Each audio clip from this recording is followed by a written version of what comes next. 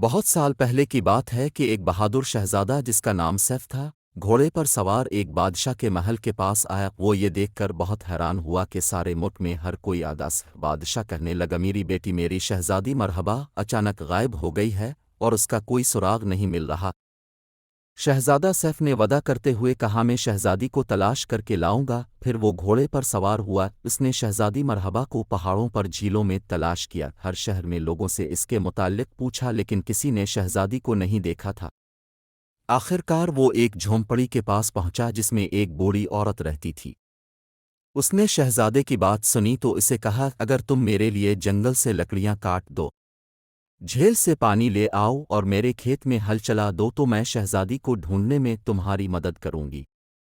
شہزادے نے اس کا کہا مانتے ہوئے سارے کام کر دیے تو ابھی اندھیرا چھا رہا تھا۔ اس نے شہزادے کو ایک موم بتی دی اور کہا، اس موم بتی کو جلاؤ تو تم اس سلطنت کے ذرے ذرے کو دیکھ سکتے ہو۔ شہزادے نے موم بتی کی روشنی میں ایک بہت بڑا سیاہ رنگ کا قلعہ دیکھا جس کے اندر شہزادی مرحبا قید تھی۔ بوڑھی عورت کہنے لگی، یہ سیاہ گھڑ سوار کا جادو کا قلعہ ہے۔ شہزادہ سیف پھر گھوڑے پر سوار ہوا اور اسے دوڑانے لگا حتیٰ کہ وہ سیاہ گھڑ سوار کے جادو کے قلعے کے نزدیک پہنچ گیا، لیکن قلعے کے چاروں طرف جادو کے کانٹوں سے بھری جھاڑیاں سر الفاٹی کھڑی تھیں۔ وہ جتنا انہیں تلوار سے کاٹتا وہ اور بھی زیادہ ہوتی جاتی۔ آخر مایوس ہو کر اس نے پھر موم بتی جلائی تاکہ دیکھے کہ شہزادی مرحبا کس حال میں ہے۔